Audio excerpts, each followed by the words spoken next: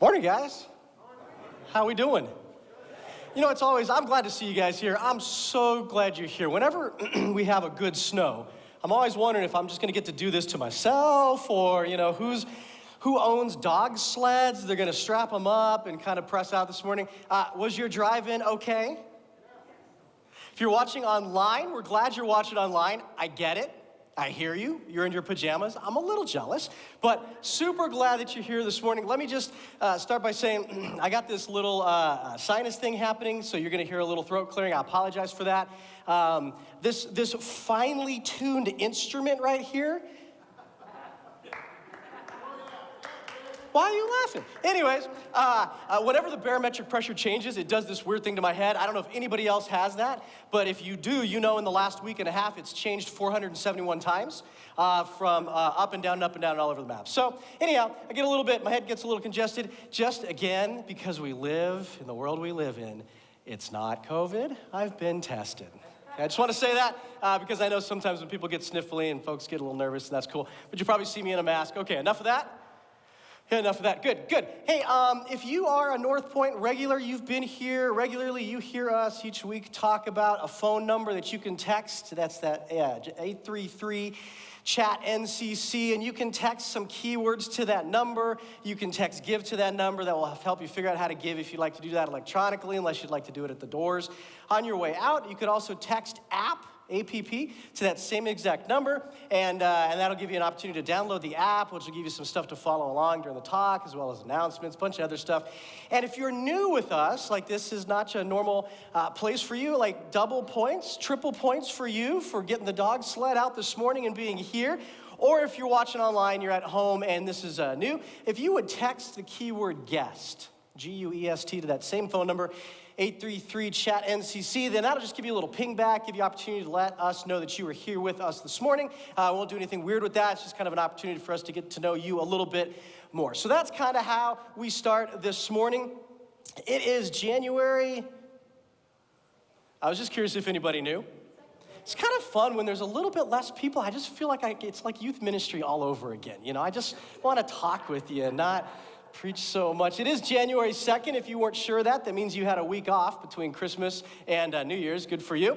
January 2nd, this is New Year, right? And we're all very excited. New Year's resolutions are coming out. I don't know if you do that or not. I don't know if you've given up on that or not, but you got to at least make them so you can break them, because you can't break them unless you make them. New Year's resolutions are happening, and we're all very excited, right? This whole concept of a new calendar, and like we get it down in our soul. We know nothing really is different. It's just another day. But we have this sense, this feeling like it's a new opportunity, just ripe with hope. 2022, ripe with hope, and who knows what's going to happen this next year. And then you realize 2022 is pronounced 2022. Oh, I'm just kidding. And you like 2020 also? Again, never mind. Doesn't matter. New year, new stuff, and I don't know, this is kind of exciting actually for me, is to not know what's gonna come this year in terms of what we're gonna learn, who we're gonna meet, what we're gonna experience, what kind of new stuff we'll figure out about ourselves. That's kind of exciting stuff. I'm actually learning new things. Maybe that's a surprise. I don't know, I'm learning new stuff. This last year in particular, it's been a while that I've been thinking about this, but this last year in particular, it's really embedded deeper into me, this concept of, and maybe you don't care, but I'm going to share it with you anyways, processors versus verbalizers. Processors versus verbalizers. There are like two ways that people like to think and talk.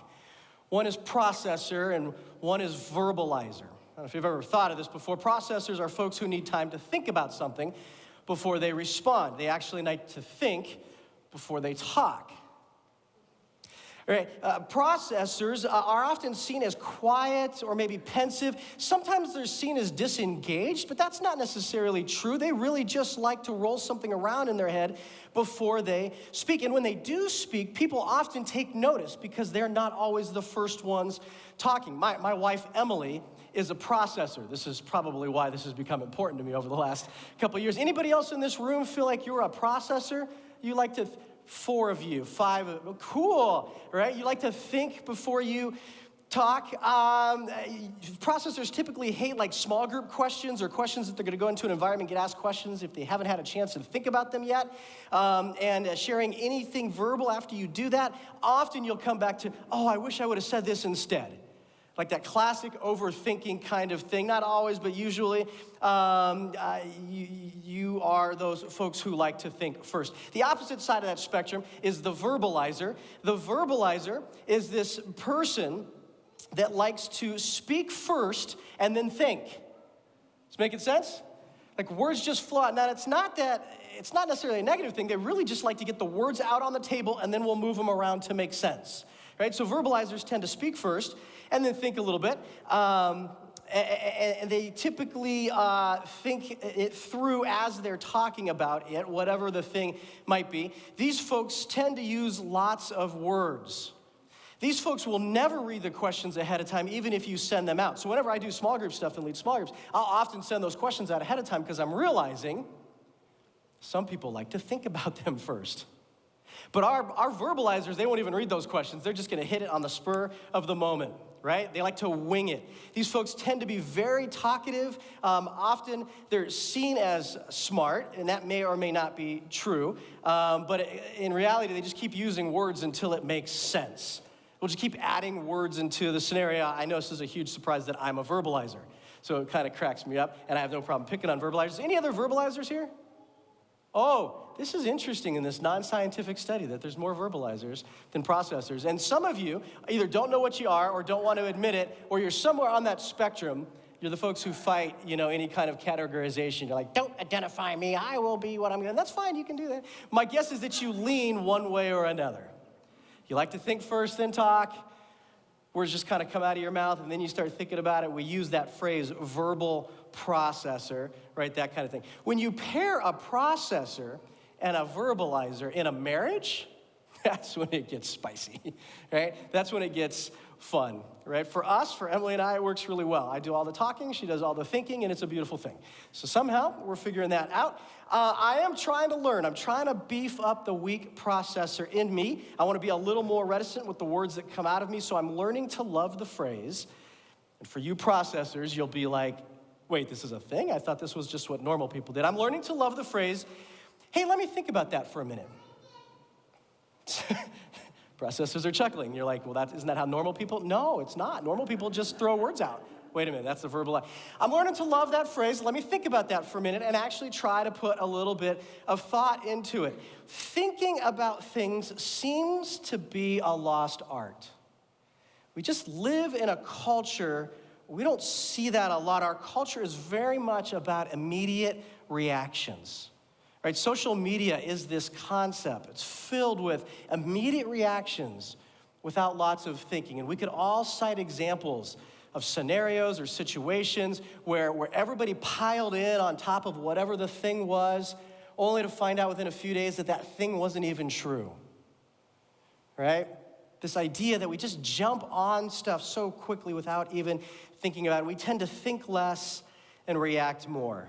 We used to pass on wisdom from one generation to the next. We would listen to the older folk. They would teach some things. We would listen. We would internalize that, make that part of our world. That seems to be a dying art as well. I think some of that could be just simply the way we move away from family. I don't know, there's probably a billion reasons why, but that just seems to be something that doesn't happen as much as it used to. Matter of fact, when we need to learn something, what do? We just YouTube it, right? Yeah, I'll learn that when I need to know it. I'll figure it out then. We'll just go to YouTube U and figure it out. That's not necessarily a terrible thing, but it's just interesting in comparison to this concept of learning from an older generation and then processing that into us. So while I like to tease my processor friends about the fact that they need to think first and then speak later, I really do respect it. It's a discipline I'd like to push into my life a little bit more, maybe something I'm working on for 2022, and get a little more wisdom in that area.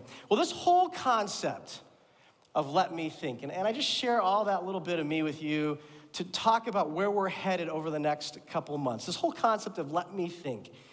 Passing on embedded wisdom is not new. Matter of fact, there's an entire book of the Bible that is dedicated to this very concept. It's really a collection of different types of literature, but it's dedicated to this concept of passing on wisdom from one generation to the next. And we know it as the book of Proverbs. Proverbs is all about this sense of wisdom and passing it on from one generation to the next, which brings us to the start of a new series this morning. So I'm super glad you're here, or you're watching with us online as we start a new series that we're going to tackle for the next 2 months as we enter 2022, this whole idea of looking at the book of Proverbs and figuring out how to pour some wisdom into us as we keep learning and growing and developing. Starting right now, working on living a smarter, better, healthier, happier lives in 2022. So if you have the Northpointe app, this is a great time to pull it out. Just want to remind you, there's sermon notes in there, but there's also the opportunity in that app, if you have questions that pop up over the next few minutes that we're together this morning, that you would feel free just to click those. That'll go into our magical question hopper, and then we'll tackle those in Northpointe Plus tomorrow during the podcast, so we'd love for that to happen. So if you have a Bible or if you have the app, open it up to the book of Proverbs. Give you a second to find that, and we want to jump into chapter 1.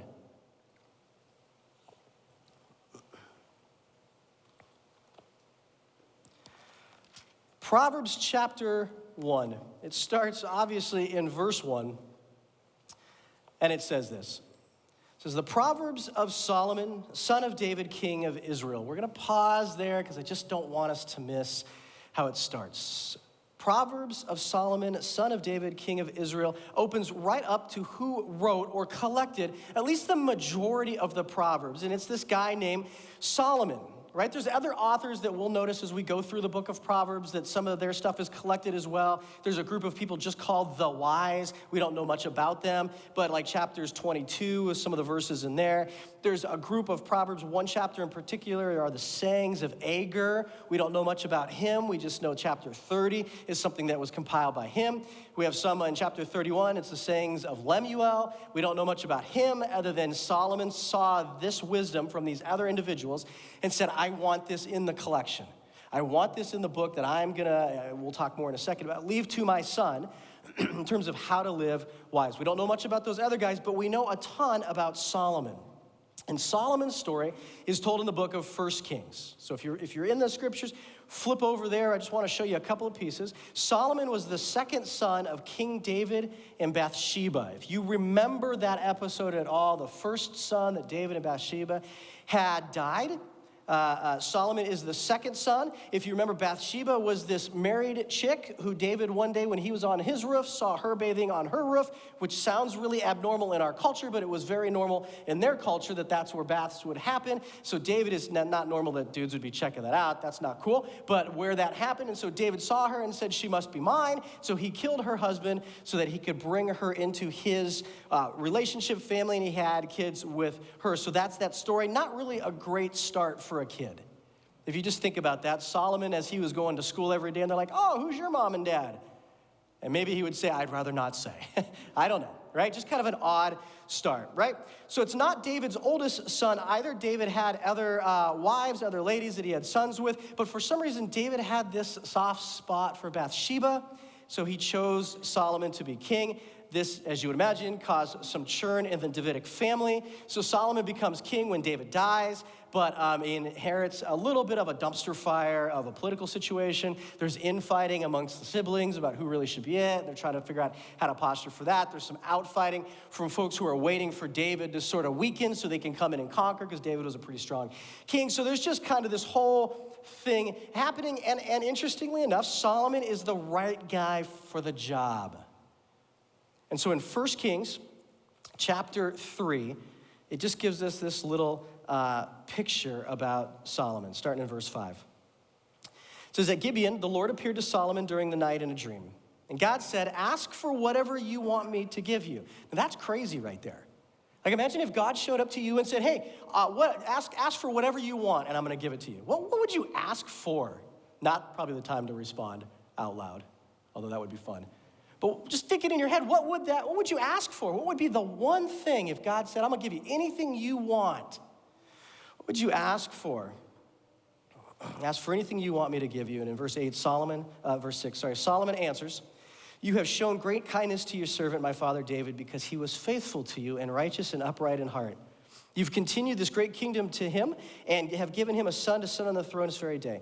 Now, Lord my God, you've made your servant king in place of my father David, but I am only a little child and do not know how to carry out my duties. Solomon is a grown man. He's not a little kid, but he feels like he has no clue what he's doing. Anybody relate? A little bit? Your servant is here among the people you have chosen, a great people, too numerous to count or number. So give your servant a discerning heart to govern your people and distinguish between right and wrong, for who is able to govern this great people of yours? The Lord was pleased that Solomon had asked for this. So God said to him, since you have asked for this and not for long life or wealth for yourself, nor have you asked for the death of your enemies, but for discernment in administering justice, I will do what you have asked. I'll give you a wise and discerning heart, so there will be never have been anyone like you, nor will there ever be. So you get the picture, right? God says, ask for anything you want. Solomon says, hey, give me some discernment because I don't know what I'm doing. God is so happy about that. God says, not only am I going to give you that, but I'm going to give you the things you didn't ask for either. I'll give you wealth, and I'll give you power, and I'm going to make your enemies, run away from you, and all this kind of great stuff. God is so pleased. If Solomon obeys, then God will give him this long life. We jump over to chapter 4, starting at verse 29. And it says, God gave Solomon wisdom and very great insight and a breadth of understanding as measureless as the sand on the seashore. Solomon was super smart. Solomon's wisdom was greater than the wisdom of all the people of the East and greater than that of all the wisdom of Egypt. And he was wiser than anyone else, including Ethan or Ezrai, wiser than Haman, Calco, Darda, the sons of Mahal. We don't know any of those folks, but they're named and somebody would have known them. And at that moment, they'd have been like, wow. Solomon, he's smaller than those guys, right? And his fame spread to all the surrounding nations. And he spoke 3,000 proverbs. That's where we're going to go in a few minutes, right? And his songs numbered 1,005. He spoke about plant life from cedars of Lebanon to the hyssop that grows out of the walls. He also spoke about animals and birds, reptiles and fish. From all nations, people came to listen to Solomon's wisdom, sent by all the kings of the world who had heard about his wisdom. I just, again, want to set up who Solomon is. Before we jump into Proverbs, who is this guy that collected these things? Well, he is the smartest dude who ever lived. Tons of wisdom because he asked God for it. So wise that they name other people. And they say Solomon is even wiser than those guys. So wise that other nations would come to visit him just to figure out some things. And not just in like spiritual life stuff, but all kinds of areas of life. It's talking about like plants and walls and stuff. And so Solomon's got this incredible, incredible wisdom. And his reputation spreads. If we check out chapter 10 in 1 Kings. Just as one example, it says this starting in verse 1. It says, when the queen of Sheba heard about the fame of Solomon and his relationship to the Lord, she came to test Solomon with hard questions. Arriving at Jerusalem with a very great caravan with camels carrying spices, large quantities of gold and precious stones, she came to Solomon and talked with him about all that she had on her mind. And Solomon answered all her questions. Nothing was too hard for the king to explain to her. When the queen of Sheba saw all the wisdom that Solomon had and the palace that he had built, the food on his table, the seating of his officials, the attendant servants and the robes, his cupbearer and the burnt offerings he made at the temple of the Lord, she was overwhelmed. So just one picture of this idea of Solomon's wisdom was so massive and so well known that his reputation spread out all over the known world, that this queen comes to visit him, not because of just his wisdom, but because of his relationship with the Lord. Those two things were what marked Solomon's character. She comes to test him with these hard questions. Nothing's too difficult for him. And so at the end, she is overwhelmed. That word overwhelmed, it literally would be translated, her breath was taken away, because Solomon was just a guy who got it. Again, why?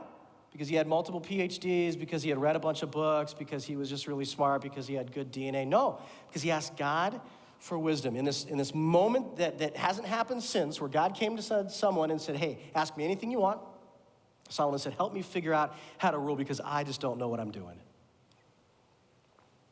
So you're thinking, Chris, stop with the history. That's great, fine, we get it, move on. You can't jump into Proverbs unless we just have a basic understanding of who Solomon is, who laid them out. He wrote most of these, he collected some of these, but we've got to understand who this guy is, the wisest man who ever lived, and he decides to pass on some of that wisdom to his son. Back to Proverbs chapter 1, if we jump down to verse 8, it says this. He says, listen, my son, to your father's instruction, And do not forsake your mother's teaching. They're a garland to grace your head and a chain to adorn your neck. Listen, my son, to your father's instruction.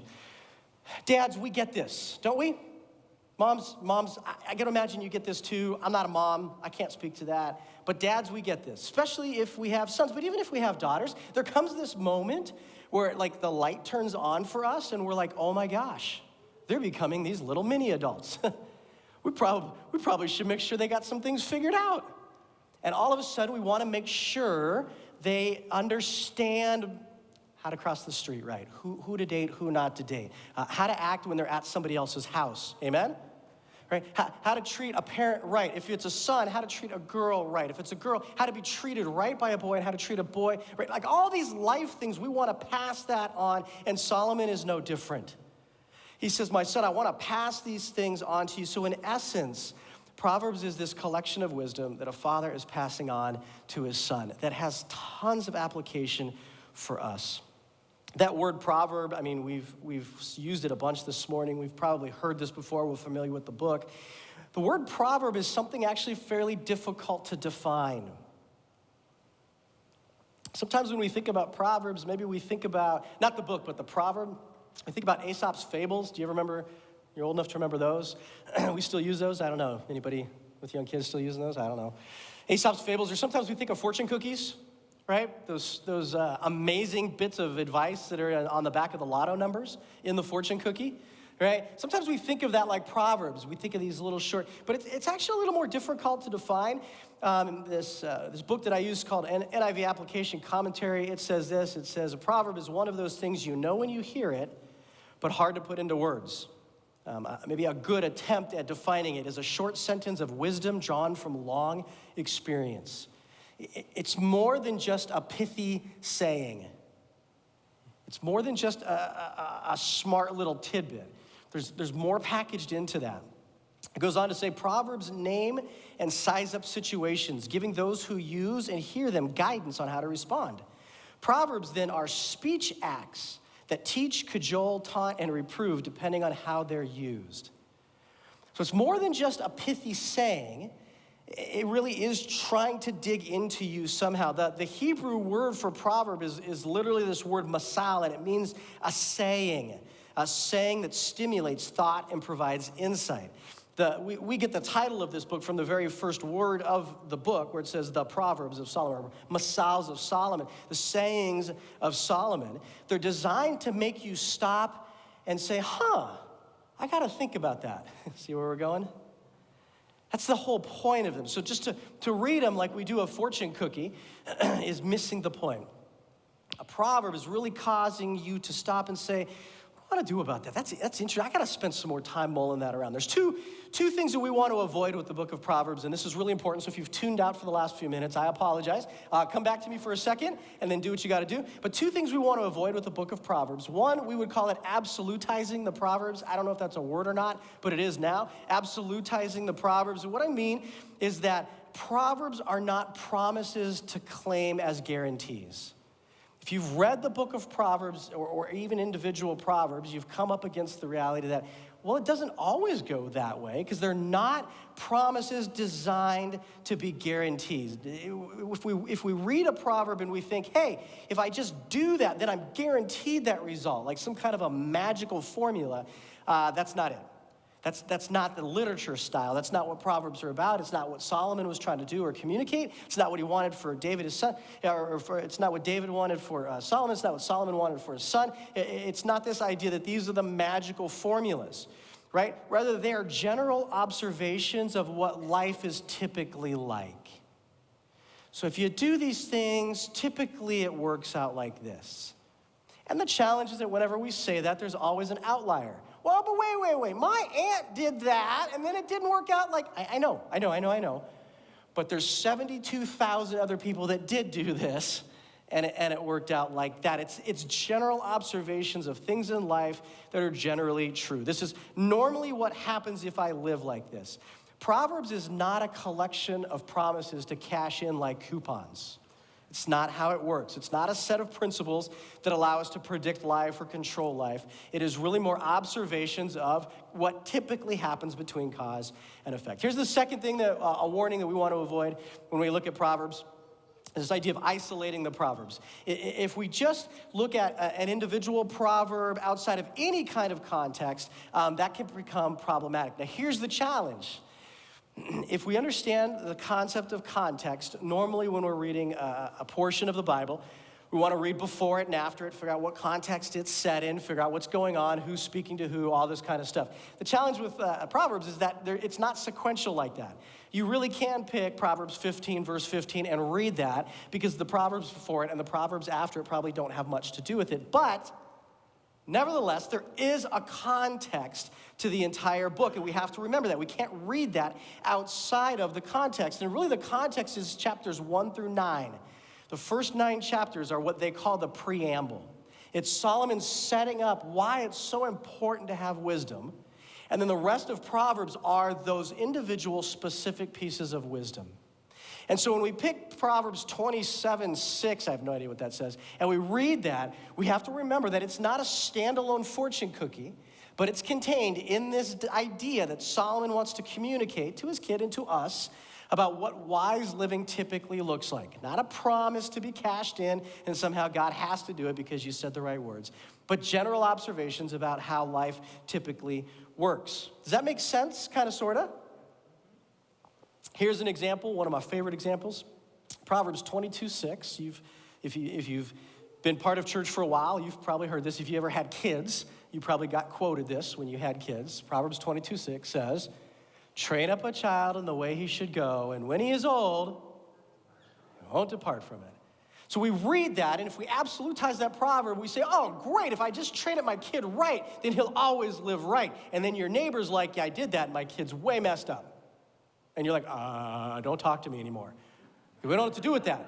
Right? But the reality is that the proverb is not making some kind of a magical promise about training up your kid in the right way. And there's lots of good ways to interpret this, and we'll leave it for another folk who's going to come up in a few weeks and probably talk about this. But there's lots of ways to understand what it's meaning. But if nothing else, the general observation is if we raise kids right, they typically live right. Now, I don't even know how to define right. I just want to be honest with you, because what does that mean right there?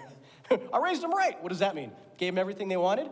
Or didn't give them anything that they wanted? I don't know. But the idea is that it's not this magical promise, but there is this general sense that if kids are raised in good ways, then they typically live good ways. Jesus tells this story, matter of fact, in the Gospels of 2 sons raised by the same dad. Do you know the story? We call it the prodigal son, but it's 2 sons raised by the same dad, same exact home, same exact scenario, who decide to live very different lives. And there's multiple ways to get into the story, but suffice it to say, one of those kids stays home and does everything dad asks him to do with a really wicked, rotten heart. But the other kid says, I wish you were dead, give me all my stuff, I'm out of here, and he leaves, right? So you got these 2 kids raised by the same dad who went different directions. And my only point in bringing that up is for this idea that we want to be cautious about making these proverbs into some kind of a magical promise, right? So if we don't treat proverbs like a fortune cookie or a magical promise, we're probably going to be just fine. I know we're doing a lot of intro stuff today, but you're going to hang with me. Proverbs chapter 1, let's dive in for a second and ask the question, so what specifically is the purpose of the book? And this is where it's cool, because it tells us exactly what the purpose is, starting in verse 1. It says, the Proverbs of Solomon, son of David, king of Israel, for gaining wisdom and instruction, for understanding words of insight, for receiving instruction in prudent behavior, doing what is right and just and fair, for giving prudence to those who are simple, knowledge and discretion to the young. Let the wise listen and add to their learning, and the discerning get guidance, for understanding proverbs and parables, the sayings and riddles of the wise. And I'd suggest that captured in there are 4 purposes for the book of Proverbs. The first one in verse 2 is this idea of gaining wisdom and instruction. This is what we might call book smarts. This is what we think of when we think of the word wisdom. We think of the concept of intellect, like learning something new up in our brains. It's the idea of knowing about something, something, gaining knowledge about a thing. It is this concept of head knowledge. There's a second purpose in verse 3, and it says, for receiving instruction in prudent or wise behavior. So getting instruction in wise behavior. Maybe we'd call this street smarts. This is kind of the other end of the spectrum from book smarts or head knowledge into street smarts, or like, I don't know what you call it, hand knowledge. It's not merely intellect pursuit, but how it plays out in life. This is the concept of the living it out level. It's not enough to just have something up here. Oh, cool, I understand that. But it's also, what do you do with that? And I'm now living that out as well. That is the concept of wisdom, that biblical concept of wisdom. It's concerned with what someone understands, but also what they do with that understanding. In fact, if we were to jump over to the book of James, there's this really interesting verse where James talks about, oh, good, well, you believe that there's a God, but you don't live in any such way to prove that. That's fine. Demons believe that too. So this idea of head knowledge versus maybe heart knowledge or hand knowledge, like what you do with the thing that you believe. This might be what we call skill, right? Not just having a knowledge of something, but actually having a literal working knowledge of something. My dad called me last week. He said, that the struts on his trunk were broken. He's got a 1941 Impala. I have no idea what year, 86, 72, 2007 Impala. And he's all, so I'm gonna go to the parts store and buy these new struts, and you and I can put them on. It's super simple. Now I say that and you're not reacting, which means you don't know that I know nothing about cars. Nothing. I know how to turn it on. I know what D and R mean. I have an M gear. I don't know what that's for. Right? I know nothing about cars. My dad says, super simple. He says, I Googled it. My dad, who's probably watching at home right now, is 88, and I love him dearly. He Googled it. Sure, bring it over. I then Googled it too, and I watched the little YouTube video, and I was like, oh, that looks really simple. You just pop it off and pop it on. Anybody ever done car stuff where you just pop it off and pop it on? But I had this intellectual knowledge on how simple it was. You tracking with me? I'm like, it looks simple.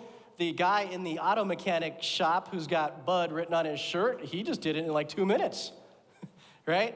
But it wasn't until my dad backed it into our garage and we started applying our hand knowledge to that we learned real quick on how much head knowledge and hand knowledge important to be together. If you care, we got it off. It's all better. Yay. But it was fun. Okay, so those are two purposes for Proverbs. Here's a third one. And it says right here in verse 4, it says, for giving prudence or wisdom to the simple. Right? The simple is this word that could be, it could mean youth. It can mean ignorance. It can mean not knowledgeable. And it could be based on age, right? Younger folks only know what they can know. Like you can only know what you can know. And so it could be youth. It could be ignorance based on youth. It could be ignorance based on just not having a knowledge of the topic. Whatever it is, Proverbs is designed to shore that up. It really wants to connect with the simple.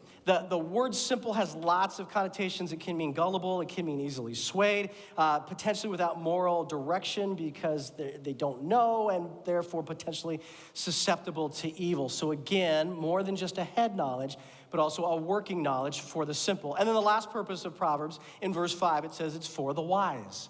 It's not just for people who don't know yet, but it's for the wise as well to add to their learning. Proverbs aren't just for the ignorant or for the young. It's also for an add-on for those who are wise. So you are never too old to learn more, and the wise already know this. And so Proverbs is for that as well. The message version of the Bible, it puts it this way, verses 1 through 8 there. It says, these are the wise sayings of Solomon, David's son, Israel's king, written down so we'll know how to live well and right, to understand what life means and where it's going, a manual for living, for learning what's right and just and fair, to teach the inexperienced the ropes and give our young people a grasp on reality. There's something here also for seasoned men and women, still a thing or two for the experienced to learn, fresh wisdom to probe and penetrate the rhymes and reasons of wise men and women. Proverbs is all about the concept of learning how to live well and right. And you're gonna hear that phrase come up over and over again in the next couple of months. Let me think. Proverbs is all about knowing how to live well and right. Well, the next 8 chapters then, Solomon goes on to really paint a picture of how vital it is for us to be wise, for us to learn to live with wisdom, to learn in wise ways. And he paints these multiple pictures of wisdom pitted against something else, it being a choice. Like we can choose wisdom or we can choose this other thing. And he pits it, for example, he says it pits wisdom as an opposing choice from evil. He says you can choose wisdom or you can choose to hang out with people that are going to lead you to violence, is the way he puts that, or to evil doing. It's a choice of which direction you want to go. There's another component where he pits wisdom as an opposing choice from immorality. He says you can choose wisdom or you can choose perverse men or adulterous women. Like this is the path. You get to choose which way you want to go. Another time he says it pits wisdom as an opposing choice from a less than life. You can choose to live wise, as Solomon lays out, or you can choose to have a less than life. Generally, those who live in God-honoring ways live better than those who don't, typically. Not always. We all know, we all have the stories, but the reality is God is all about us living our best possible lives because he created that. And God knows how best that is to function. And so if we live choosing wisdom, we tend to live better than other ways. Well, Solomon ends his preamble, chapters 1 through 8, with this case of pursuing wisdom. And he says this in chapter 9, as he sort of ends this argument that he's built over 8 chapters. He says this as he sort of lands his plane, starting in verse 1 of chapter 9. It says, wisdom has built her house. She's set up its 7 pillars. She's prepared her meat and mixed her wine. She has also set her table. He really paints wisdom as this woman offering. He says, she has sent out her servants and calls from the highest point of the sky. Let all who are simple come to my house. To those who have no sense, she says, come and eat my food, drink my wine I have mixed. Leave your simple ways and you will live. Walk in the way of insight. So this offer from this personified sense of wisdom, he says, come and partake, enjoy, hear, be part of, ingest, right? But at the same time, folly is right there. If we jump down to verse 13, it says, folly is an unruly woman. She is simple and knows nothing. She sits at the door of her house on a seat in the highest point of the city, calling out to those who pass by, who go straight on their way. Let all who are simple come to my house. For those who have no sense, she says, stolen water is sweet. Food eaten in secret is delicious. But little do they know the dead are there, and her guests are deep in the realm of the dead. This whole concept of choosing wisdom or folly, he paints it like 2 different women with 2 different offers.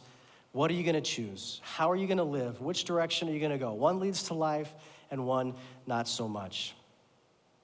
It's interesting because this entire concept, this whole sense of living well and right, this idea of having wise life, it all starts, and this is the verse that we skipped in chapter 1, verse 7. It all starts with this single concept. It says, the fear of the Lord is the beginning of knowledge, but fools despise wisdom and instruction. The fear of the Lord is the beginning of wisdom. And it's interesting because that word fear there, we're afraid of it. We so immediately want to translate it to talk about God's love and his mercy and his grace. And all those things are true. Like, don't get me wrong. God is full of love and mercy and grace. And yet, as much as some want to translate this word fear right away to the concept of respect, which is true, there's truth to that, you really can't get away from the fact that fear means fear. I mean, the literal definition of this word begins with terror. There's no way to unpack that in a way that makes me feel better other than God can be a fear-causing object. And sometimes we don't want to think about that. We so quickly want to define God with all these other true attributes about himself, but we can't leave out the fact that God, and I'm using the language, can be a fear-causing object. This creator of the universe who could snuff me out in a nanosecond, who could wipe out nations in the blink of an eye, and has wiped out nations with the swipe of a hand. We can't forget that's who God is. And that's where a great tension lies for us, because God is a fear-causing agent, but he's also the one that consistently tells us to not be afraid. See, every time in the Old Testament somebody met up with God, they would always fall down on their face and just be like, I'm doomed. And God would say, don't be afraid, get up. Like we see this in the New Testament a few times as well. When angels would show up, not God, but angels, people would be terrified and they would say this phrase over and over again, fear not, right? So we have this God who could be, can be, is this fear-causing agent. And yet he tells us, and I would suggest us that know Jesus and have a relationship with him, like, you don't have to be afraid. That's an amazing tension there. That the God that holds the universe in the span of his hand, that makes weather stop or go, that rises nations and brings nations down, is the same God who knows the number of hair on our head. Is this making sense? This God who could be a fear-causing agent whispers to us, but you don't have to be afraid. That's an amazing thing, and where this whole concept of wisdom starts. The fear of the Lord is the beginning of wisdom. See, fear has more to do with placing God in his accurate and rightful place, or maybe better stated, recognizing God's accurate and rightful place.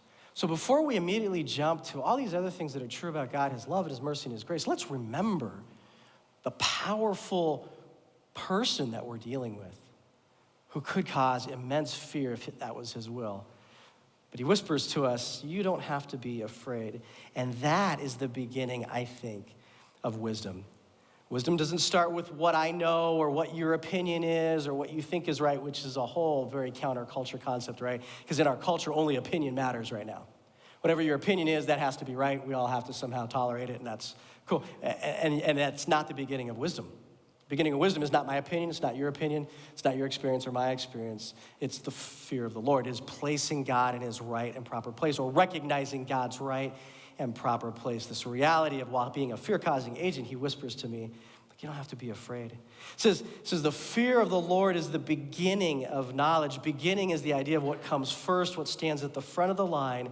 What's of first importance is recognizing the character and nature of who God is. This phrase, the fear of the Lord is the beginning of wisdom, it's used all throughout Proverbs. Proverbs starts in 1:7 with that concept, the fear of the Lord is the beginning of wisdom. And it ends in the very last book, in chapter 31, verse 30, it says, but a woman who fears the Lord is to be praised. It's bookend with many repetitions in between. So as we read Proverbs together, and we'll talk about that in a second, but as we read that together over this next couple of months, you're gonna come up against that phrase, and every time you hit that phrase, my hope, my ask, is that you remember this moment where you heard Chris say, God is a fear-causing agent, but yet he whispers to us, you don't have to be afraid. He calls us child, he calls us friend. That's an amazing reality that we don't want to forget. So we just started this new series called Let Me Think, Wisdom from Proverbs. So we'll know how to live right and well. And whether it's getting some wisdom on specific topics like marriage or relationships or parenting or hard work or discipline or communication, we'll tackle all those over the next few weeks. Maybe it is even also just spending a little more time being a processor versus a verbalizer. There's all kinds of wisdom that we want to pull out of Proverbs. And here's what we're asking. Over the last few years, every year, we like to start the year encouraging us to dig deeper into the scriptures. We think reading the Bible is a really important thing. So we want to ask that again, and we're kind of narrowing the scope this year. We're saying for the next 2 months, we're asking you to read a proverb a day. One proverb each day, right? And that'll pretty much take you through the book almost twice. Now, if you're a person, today's January, just checking, today's January 2nd. And so you're like, wait a minute, but what about Proverbs 1? It's cool if you just jump into Proverbs chapter 2. That's cool. Now, if your wiring doesn't allow you to do that, I love you. It's cool. I get it. You could read 1 and 2. If you miss a couple days over these next few weeks as life gets busy and stuff happens, that's okay. Just jump in on whatever the date is. So if it's January 15th, you're like, oh, where am I at today? Proverbs 15. Now, if your wiring doesn't allow you to do that and you got to catch up, otherwise you'll pop an aneurysm, it's cool. Do that. That's fine. Catch up, but you don't have to, because over the next couple months, we'll read all of Proverbs a couple times. And our goal is that as we engage with this wisdom that Solomon lays out, that we just really experience development and growth in terms of how we learn how to live well and right, or maybe a better way to put that is weller and righter. Amen? I'm going to pray, and we'll stand, and we'll sing, and we'll be done. God, thanks for this morning. Thanks for your word. Thanks for these folks who Sherpa'd in and are just spending time worshiping you. Privilege to be part of that. God, as we jump into Proverbs as a family, God, I pray that you've got a plan for us. I think you do. That, God, somehow you would help us grow. That you would interact with us at the places you want to interact, and you would bring to our minds the things you want to bring to our minds. And that it's just a rich, good, healthy time for us. And so, God, while you are and can be a fear-causing agent, man, you whisper to us, we don't have to be afraid. And then you give us words to know how to live, what it is you like and what you don't like. And so, God, as we do this together, I just pray that you would be glorified in it and that we would just reap the benefits from it. We love you. Amen.